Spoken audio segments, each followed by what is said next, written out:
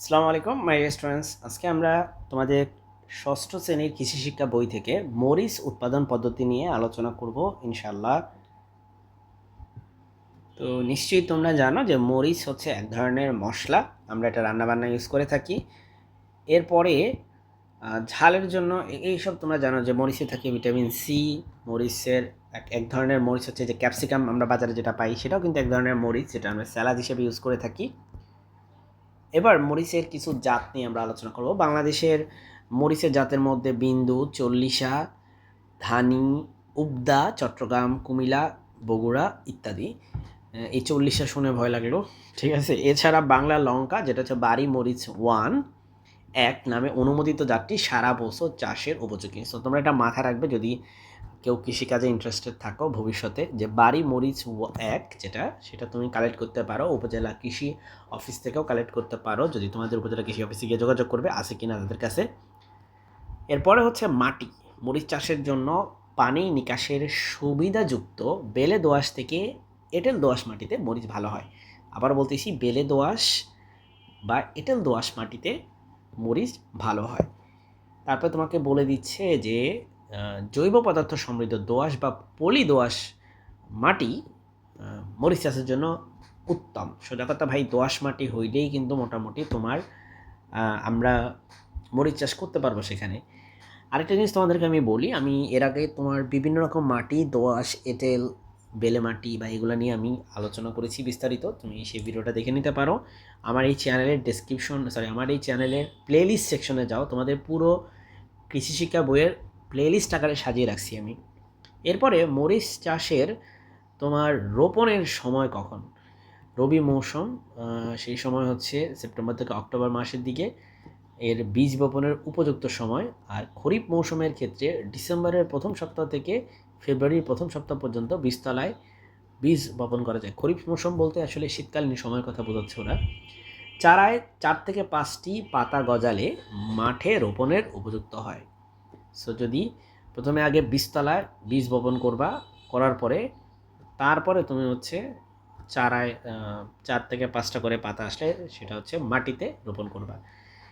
এখন ব্যাপারটা হচ্ছে এই বীজতলার যে কনসেপ্টটা, দেখো মরিচের যেই বীজ সেটা খুবই খুবই ছোট হয়। সো এই বীজতলাটা অনেক বেশি গভীরে মরিচের বীজকে দেয়া যাবে না, তাহলে কিন্তু সেখান থেকে চারা গাছ বের হতে হচ্ছে অসুবিধা হতে পারে, বেশিরভাগ ক্ষেত্রে বের হবে না।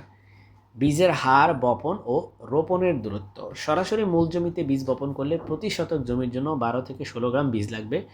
বীজতলায় চারা তৈরি করে লাগালে এর অর্ধেক বীজ লাগে।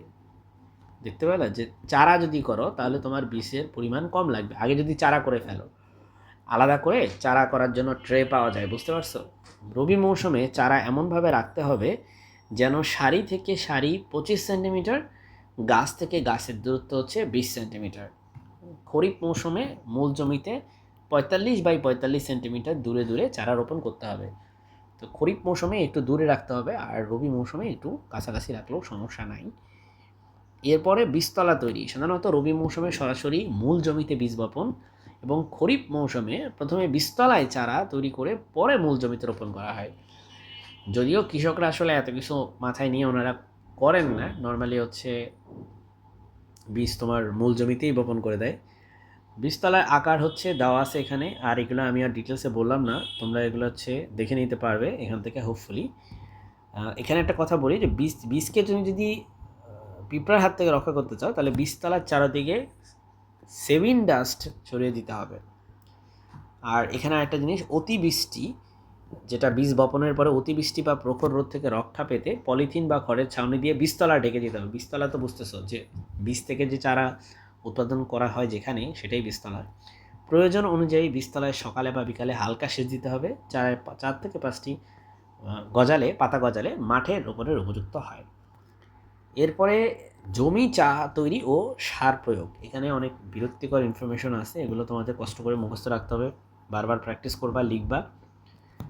জমি তৈরি ও সার প্রয়োগ। 4 থেকে 6টি চাষ ও মই দিয়ে জমি ভালোভাবে তৈরি করতে হবে।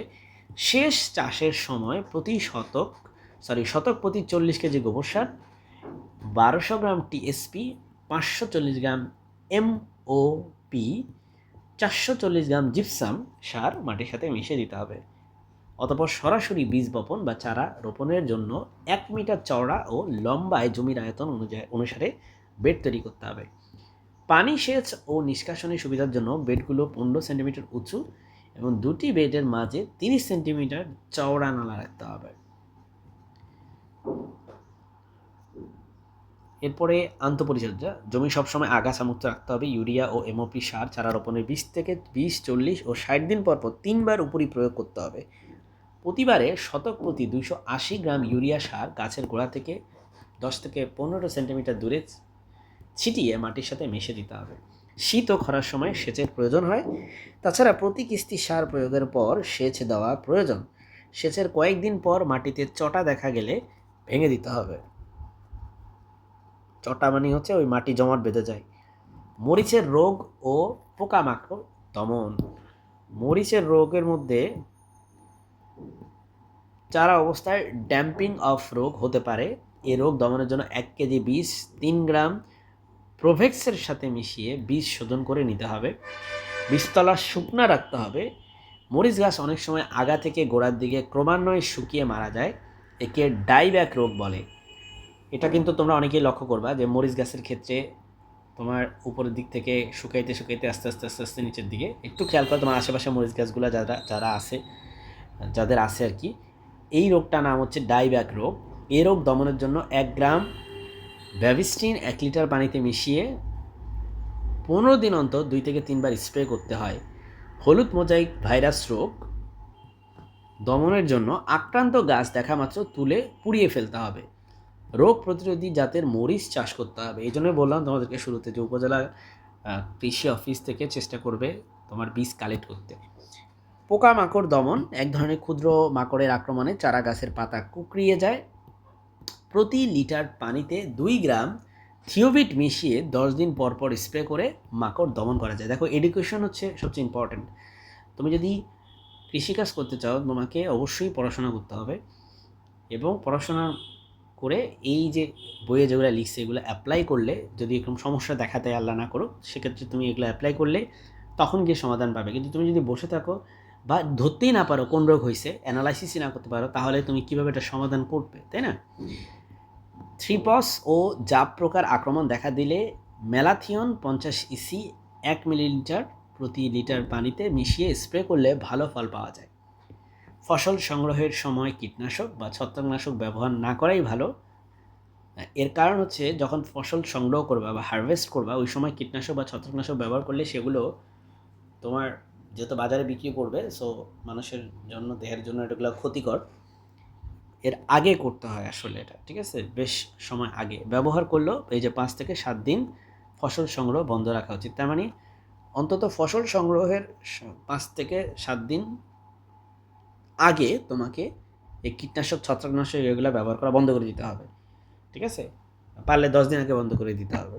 ফসল সংগ্রহ, চারা রোপণের 30 থেকে 40 দিন পর গাছে ফুল আসা শুরু হয়। দেখো, 30 থেকে 40 দিন মানে 1 মাস 10 দিনের মধ্যেই তোমার ফুল আসা শুরু হয়। কাঁচা মরিচ পরিপক্ক হতে 25 থেকে 30 দিন সময় লাগে, তার মানে আরও 1 মাসের মতো সময় লাগে। মরিচ পাকতে তোমার আরও 1 মাস সময় লাগে। কাঁচা মরিচ সপ্তাহে 2 থেকে 3 বার, পাকা মরিচ তোমার এটা কিন্তু কাঁচা মরিচের কথা বলতেছে, আর এটা পাকা মরিচ, বুঝতে পারছো? সো 2 মাসের মধ্যে মোটামুটি চারা হচ্ছে 1 মাস, কাঁচা মরিচ হচ্ছে আরও 1 মাস। 2 মাসের মধ্যে কাঁচা মরিচ হারভেস্ট করতে পারবা, আর পাকা মরিচ হারভেস্ট করতে আরও 1 মাস লাগবে, মানে 3 মাস লাগবে। কাঁচা মরিচ সপ্তাহে 2 থেকে 3 বার, পাকা মরিচ 15 দিন পর পর প্রায় 2 থেকে 3 মাস সংগ্রহ করতে হয়। এরপরে ফলন হচ্ছে জাতভেদে ফলনে তারতম্য হয়। প্রতি হেক্টর জমিতে কাঁচা মরিচ উৎপাদন করলে গড়ে 6 থেকে 10 টন ফলন পাওয়া যায়, তবে শুকনো মরিচ উৎপাদন করলে আরও কম পাবা, সেটা হচ্ছে 1.5 থেকে 2.5 টন ফলন হয়। এরপর যে আমরা দেখব টবে কিভাবে মরিচ চাষ করা যায়। এতক্ষণ আমরা তোমার জানলাম যে নর্মালি মাঠে কৃষক যেভাবে চাষ করে সেই সম্পর্কে। টবে মরিচ চাষ করতে হলে প্রথমে 6 থেকে 10 ইঞ্চি ব্যাসের মাটির প্লাস্টিকের টব নিতে হবে। টবের মাটি তৈরি করার জন্য দোআঁশ মাটি 1 ভাগ, বেলে মাটি 1 ভাগ ও গোবর সার 1 ভাগ নিয়ে ভালোভাবে মেশাতে হবে। এবার টবের নিচের ছিদ্রের উপর হাঁড়ি বা কলসি বা ইটের টুকরা বসাতে হবে। মানে এই যে ছিদ্রটা এখানে, এটা কিন্তু এই যে নিচে একটা ছিদ্র থাকে এখানে, তোমরা জানো, টপ কিনলে দেখতে পাবে, যাতে অতিরিক্ত পানি চুইয়ে বের হয়ে যেতে পারে। সো এদিক দিয়ে তুমি একটা ইট দিয়ে রাখবা, বা অনেক সময় ওই প্লাস্টিকের একটা ছোট্ট একটা পাত দিয়ে রাখবা, দিয়ে এটার উপর হচ্ছে এই মিশ্রণটা বসাবা আর কি, এই যে মাটি আর সারের যে মিশ্রণ। তখন যখন অতিরিক্ত পানি হবে সেই পানিটা কিন্তু এদিক দিয়ে বের হয়ে যাবে। আর উপরে যদি তুমি এর একটা পরত দিয়ে দাও, ইটের একটা পরত বা একটা প্লাস্টিকের র্যাপ করে দাও, তাহলে যেটা হবে যে মাটি নিচ দিয়ে পড়ে যাবে না এদিক দিয়ে।